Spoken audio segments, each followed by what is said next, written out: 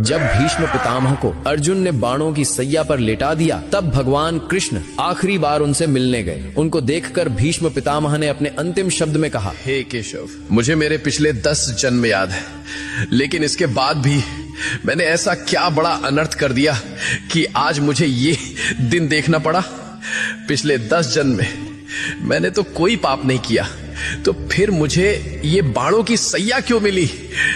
ये बाणों की सैया अब मुझसे सही नहीं जाती। मुझे मेरे सवाल का जवाब दो केशव। तब भगवान कृष्ण ने कहा कि हे पितामह, ये बात आपके 10 जन्मों के पहले की है। जब आप एक राजकुमार थे, तब आप जंगल से भ्रमण कर रहे थे। तभी आपके रास्ते में एक सांप आ गया। आपने उसको मारा नहीं, बल्कि ये सोचकर कि कहीं ये सांप किसी को काट ना ले, इसलिए आपने उस सांप को रास्ते से हटा दिया। लेकिन गलती से बेचारा सांप कांटों के झाड़ में फंस गया। वो जितनी बार निकलने की कोशिश करता, वो उतना ही कांटों में और ज्यादा फंस जाता था। कई दिनों तक वो सांप उन कांटों में फंसा रहा और भगवान से प्रार्थना करता रहा कि हे प्रभु, इससे अच्छा तो मुझे मार ही देते।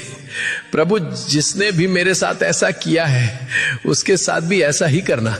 लेकिन पिछले 10 जन्मों में आपने ऐसा कोई पाप ही नहीं किया जिससे आपको उस कर्म का फल भोगना पड़े। लेकिन जब द्रौपदी का चीर हरण हो रहा था, तब आप मौन रहकर भी ये सब देखते रहे थे। आप चीर हरण को रोक सकते थे, लेकिन आपने ऐसा नहीं किया। तभी आप इस पाप का भागीदार बन गए थे। इसी कारण से जैसे वो सांप उस दिन कांटे में फंसा था, आज उसी प्रकार आपको ये कांटे की सैया मिली है। तुम कितने भी बुरे कर्म कर लो, लेकिन उसका फल अवश्य मिलता है, इस जन्म में या फिर अगले जन्म में, लेकिन मिलता जरूर है। भगवान कृष्णा को दिल से मानने वाले भक्त कमेंट में जय श्री कृष्णा अवश्य लिखें। Download share chat.